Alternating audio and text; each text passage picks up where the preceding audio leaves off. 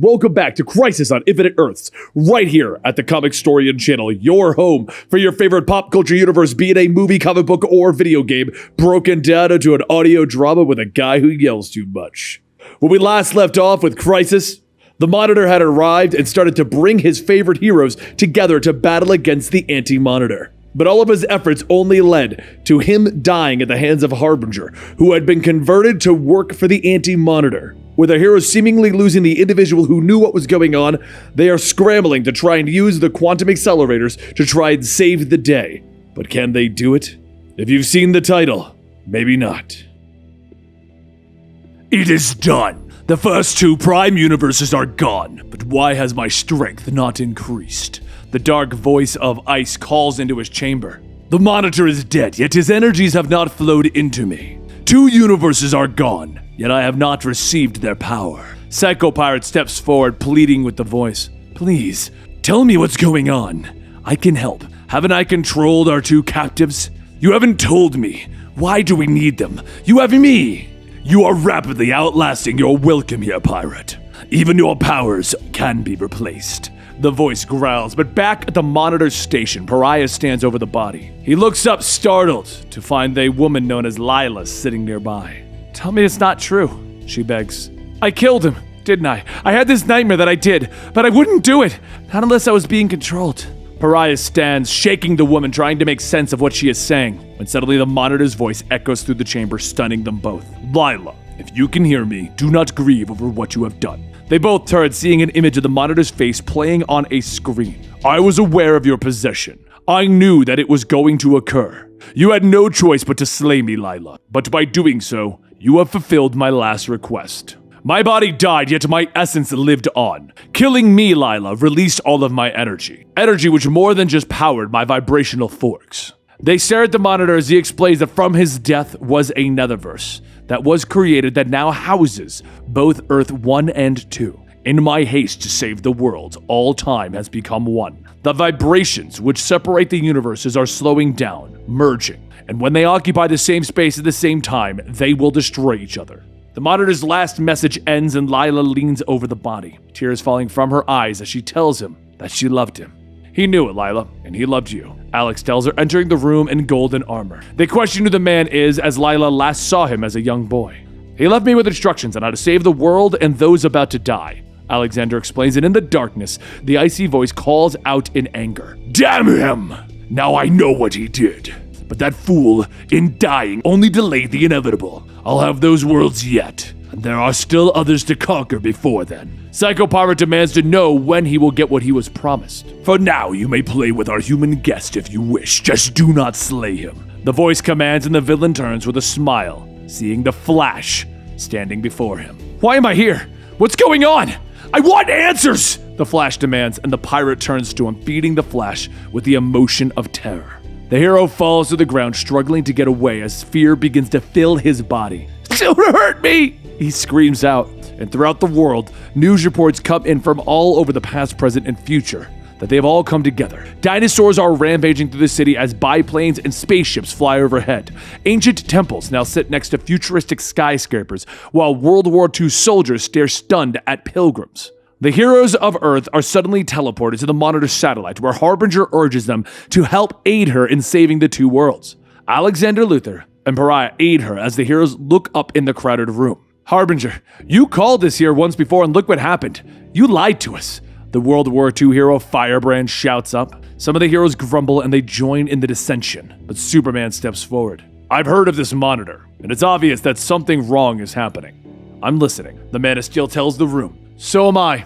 If the world is at stake, Wonder Woman stands ready. Diana joins in. We need your help now more than ever. The Monitor is dead. I only know some of what has happened, Alexander explains. He tells them that their enemy seeks the destruction of all positive matter universes, that the universes were split into a multiverse at the beginning of time. To save all life, we must return to being one universe again. The heroes grumble within the chamber, unsure if they should aid these beings in their mission. Return to your worlds, see for yourselves the danger, but decide quickly. There is little time before the final universes perish and before we could save all of what's left of ours. He tells them, and the heroes stare in silence for a moment before Earth 2 Superman steps back forward. Maybe I'm wrong talking for everyone, Pariah, but I will. Send us back. Let the doubters decide. But I promise you this. If we can save the worlds that remain, we will.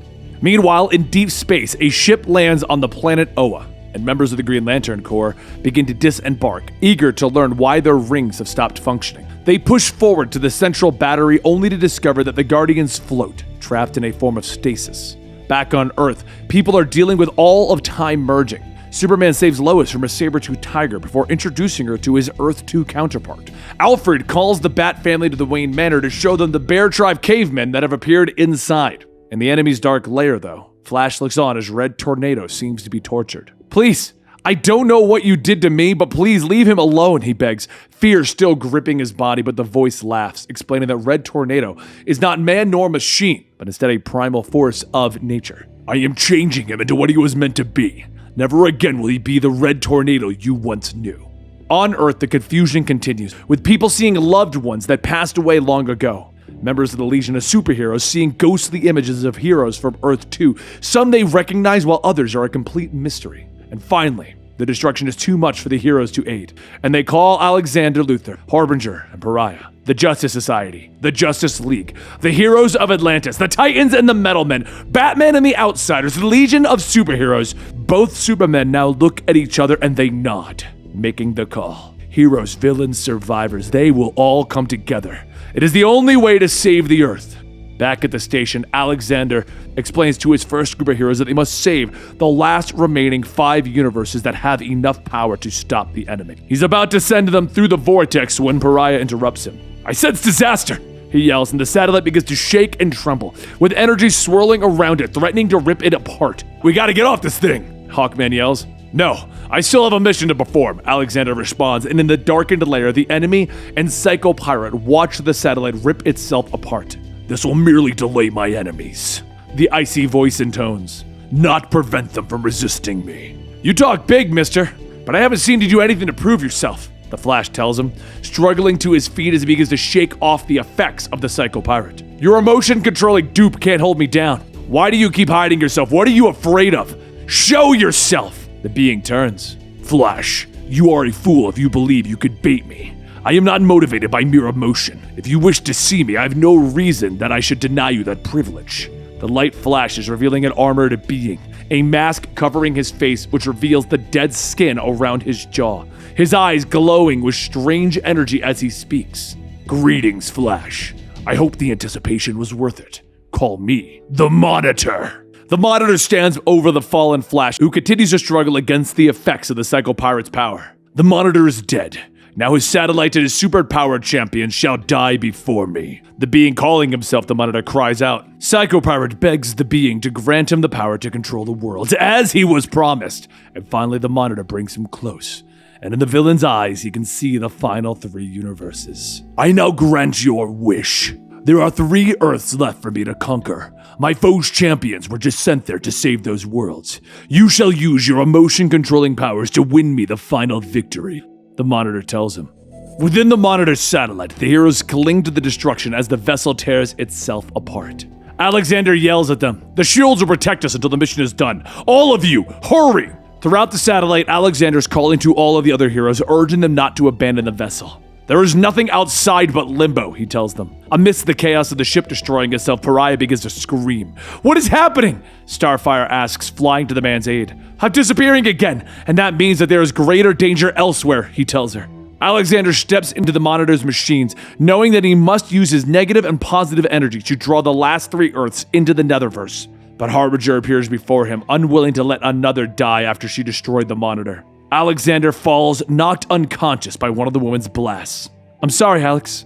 I must do this, she tells him as he falls to the floor, and she leaps into the air, flying through the ship in a blaze of energy. The heroes watch as she passes, flying into the core. Her powers are different, though, created by the Monitor. And in the core of the satellite, she finds her mechanical womb, where her earthly body awaits. Energy coursing out of the woman as she makes contact. The satellite explodes at a shower of debris, destroyed forever. And back on Earth 1, Lex Luthor is caught in a vast storm. But suddenly he is saved, beamed aboard the ship known as Brainiac. Where am I? Who are you? Tell me, robot, he demands, and the living computer orders the billionaire to be silent. I offer you now a plan calculated to make both of us the rulers of this universe, the robot offers him.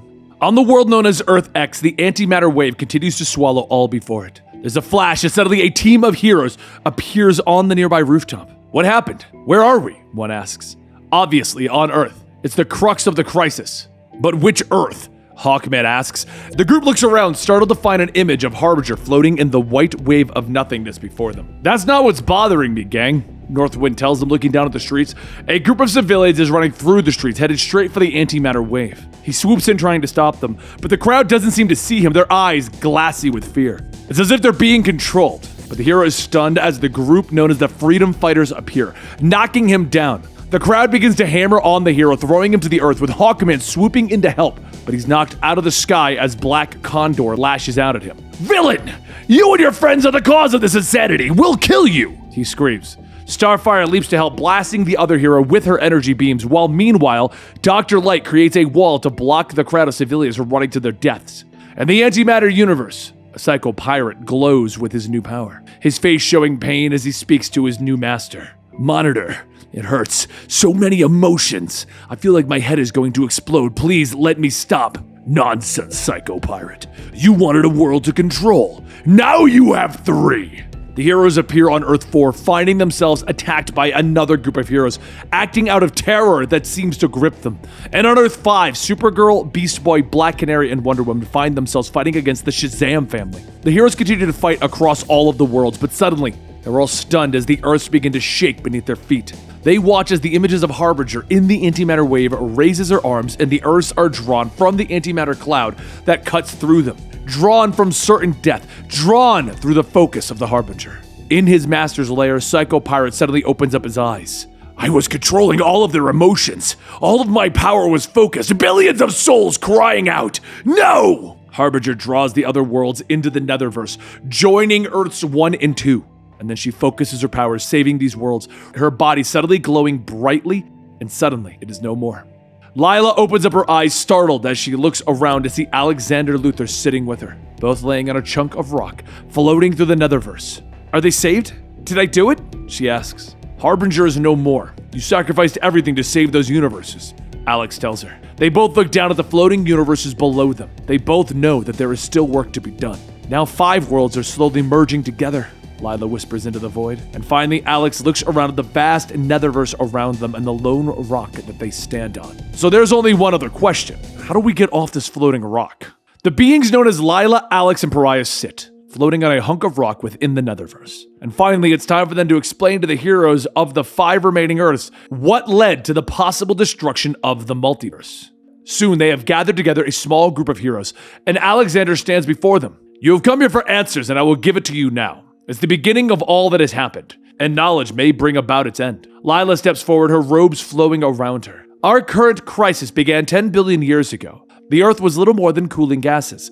The crisis began in a world called Oa, a world of immortals and limitless hope. Lila tells the heroes that the Owens, who possessed mental powers unheard of in history, continue to strive forward, continuing to try and better themselves and the universe. One of their scientists, known as Krona, sought to learn the origins of the universe itself, despite the council ordering him to stop. Krona continued forward, using his machine to peer into the mysteries of the universe. A cosmic bolt exploded through his machine, causing the universe itself to shudder. From this, the evil antimatter universe and the multiverse was born. Because of Krona's evil creation, the Owens created the Green Lantern Corps out of atonement. In the antimatter universe, on the moon of Quard, the double of Oa, an evil life was born. The Anti-Monitor was born. He grew powerful, conquering the world of Quard, and created his own army of Thunderers, the most powerful of which became the Shadow Demons. But the Anti-Monitor was not alone, and on the moon of Oa, the Monitor was born as well. The two beings sensed each other and they lashed out. The attack disabled them both, placing them into a cosmic slumber. I've heard of Quard, but never knew its origins. The Superman of Earth 2 interrupts. What freed the Anti-Monitor? Pariah steps forward to tell his story. On his world, he was a great scientist who learned that the antimatter universe and the multiverse were real. He wished to learn of their secrets, and so he built a great machine. He stepped into the antimatter chamber, and he watched the creation of the universe. But his world was consumed by the antimatter wave created by his machine, and it destroyed all life. He cries for his sins, but Lila informs him that this is also what awoke the Monitor, which might allow existence to be saved. And you? How do you fit into this? Superman asks Lila. Tears fill the woman's eyes as she explains that the Monitor saved her life when she was just a child and he raised her. And I paid him back by killing him. With their story told, the cosmic beings gathered together the strongest heroes of the remaining Earths for an assault into the antimatter universe. They stand ready with Pariah as their guide as Alexander Luthor prepares to open up a wormhole for them. The young man begins to glow as the heroes look on, and energy cracks as the portal is open. Go now! I don't know how long I can hold it open, Alexander tells them, and the heroes leap forward, passing through the barrier. Finally, they pass through and are greeted by the Anti-Monitor's great stone fortress, floating in the vast void. Inside, the Anti-Monitor watches the approach of Earth's mightiest heroes. He turns, ordering Psychopower to control the heroes with his powers. But the man stutters, fear playing on his own face. Monitor, you used me to control these worlds. It will take me time to recharge. I can't do anything now. The Anti-Monitor knocks the villain aside, screaming his anger. Very well, I must take matters into my own hands.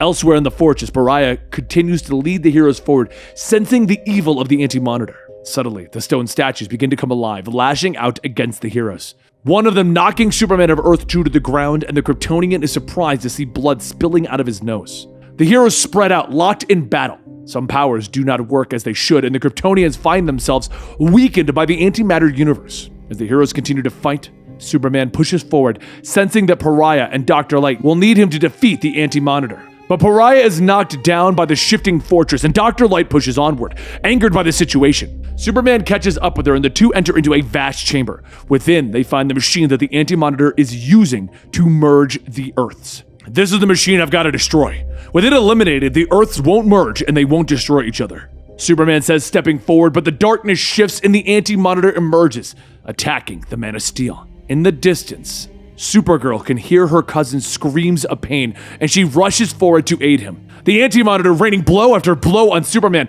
drawing blood, knocking him to the ground. But suddenly, Supergirl is there, hammering the villain in his armor. Blow after blow cracks the being's armor until the antimatter energy begins to leak outwards, and he knocks her aside, struggling to his feet. You have destroyed my body. I feel my energies waning. He snarls. As the antimatter energy pulses off the villain, Supergirl struggles to get over to Superman and Dr. Light. Her cousin still laying unconscious, Supergirl orders Dr. Light to take him out of the chamber. When Kara makes her move, she turns, launching herself at the Anti-Monitor, the two locking in battle, exchanging blows. She slams him into the machine, destroying it, but with all of her power. Supergirl, she's no match for the Anti-Monitor. Superman sits up just in time to see the energy blast piercing his cousin, and he screams out her name, Kara! With his shell destroyed, the Anti-Monitor knows that he can remain, and he launches himself out of the fortress into the void. But he warns them as he departs. It's not over yet. I shall stand triumphant at the dawn of time. Outside, the fortress begins to crumble around the heroes, ending the battle with the stone giants. And the heroes gather as Superman holds Kara's body in his arms, her last breath escaping her lips. He screams into the void, tears streaming down his eyes. It's not fair! Where is the Anti-Monitor? I will kill him for this! He screams, but Earth 2 Superman is there, telling the young man not to let his hunger for revenge ruin the chance that Kara gave them. The heroes gather as the fortress begins to fall apart. With Pariah as their guide, they fly out once more into the antimatter universe. Emerging back into the Netherverse, the heroes return to their respective Earths. The merging of the 5 Earths has been stopped. They are not fully merged nor separate. For now, life continues as if nothing happened. Such peace will not remain for long. And there you have it, the death of Supergirl. Now this is a classic storyline, which is why I'm putting the spoilers in the titles, because this storyline has been around for a very long time. The next one is going to be exactly how The Flash passed on. And then we will come to the inevitable conclusion. But if you want me to do more of the crises after this, just continue onward with 0 Hour, and then we go into Infinite Crisis and then Final Crisis. Let me know in the comments down below, and hit me up on Twitter and be like, Benny, we need the full saga of crises right here at Comicstorian. Also, don't forget you can subscribe to our channel to get notifications when your favorite videos are going up. If you check the banner at the top, I'm attempting to keep that schedule up to date for you. And you can go check out our Patreon if you want to support us further and get early access along with a ton of podcasts to our products. Thank you for your time, and I'll see you next time right here.